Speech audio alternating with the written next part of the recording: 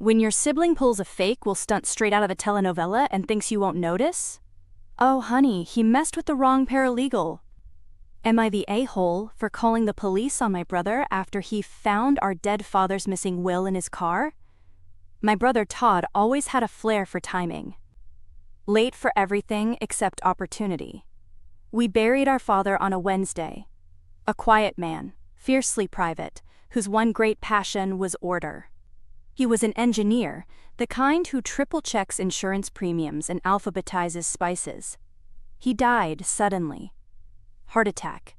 In his sleep. He was 68. It was devastating and chaotic. My father, meticulous as he was, had no will on file. We searched his safe, his desk, his encrypted drive. Nothing. Todd, 35 male, claimed Dad must have just forgotten. I, 32 female, a paralegal, knew that was bull. Dad spoke about his estate plan all the time. He updated his documents annually. The idea that he'd just forgotten was like saying he forgot to pay his taxes. But without a will, everything defaulted to equal shares. Me and Todd. I was angry, but what could I do? So we started probate. 3 weeks later, just as the estate was moving forward, Todd called. "I found the will," he said. My stomach dropped. "Where?" "In my glove box." "Excuse me?" He said he thought it was junk mail, but found it under some registration papers. It was definitely legit. Dated 3 months before Dad died. Notarized. And guess what? It left everything to Todd. Not 50-50. Not even a token gift for me. Just Todd. I asked to see it. He stalled, said he had to get it re-notarized, which made no sense. So I pressed. And eventually, he sent me a photo. It looked real. Same font Dad used. Same signature. But something was off. Dad's middle initial was missing. He never signed without it. The notary stamp was blurry. The date, typed in a different font. I called the notary listed. Left a message. Then I went to the clerk's office and requested the log. No will had been registered by my father that year. Meanwhile, Todd tried to file it with the probate court. I objected. Formally. That same day, the notary called me back. She said she never met my father. Said she didn't even work the day listed.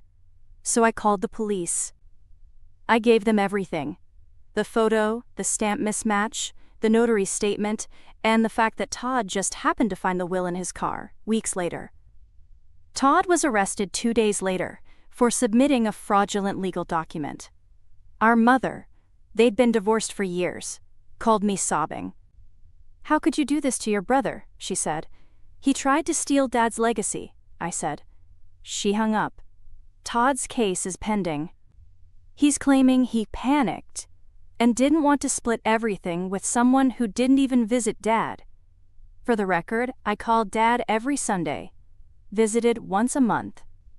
Todd lived 20 minutes away and hadn't been by in 5. Now our extended family is torn. Some say I should have let it go. Others say I should have confronted him privately. But if I had, he'd be sitting on my father's stolen estate, smiling at the funeral like he'd earned it. So, am I the a-hole for calling the police on my brother after he found our dad's will in his car? Was I the a-hole for choosing the legal route over a family cover-up? Ouch. My. G-O-D. Todd really thought he could drop a lost will out of his glove box like it's a limited edition Pokemon card and nobody would ask questions? My dude said, "Oopsie! Found this wildly convenient, legally binding document under my Jiffy Lube receipt. Guess I inherit everything now. 'Kay, bye." Todd fumbled the scam so hard, I am embarrassed for him. Wrong font? No middle initial?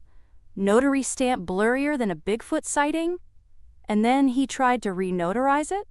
Baby, this isn't a gym membership cancellation. You do not just update a forged will. Also, the audacity to act like you didn't visit Dad enough? While he lived 20 minutes away and couldn't even swing by for a "Hey Dad, still alive?" check-in? Miss me with that self-righteous, revisionist history. Let's be real. If OP hadn't reported it, Todd would be sipping mojitos on Dad's couch, claiming the estate like a Bond villain with a printer in a dream. And the kicker? MOM is mad at you? Ma'am, your son committed literal fraud. This isn't a sibling squabble over Legos, it's a felony. Calling the police was the only rational move. You're not the villain, you're the final boss of justice. Not the a-hole. This wasn't a family disagreement, it was attempted theft by forgery. If someone tried to rob a bank with fake documents, we wouldn't say, "But that's your brother." We'd say, "Get him a lawyer."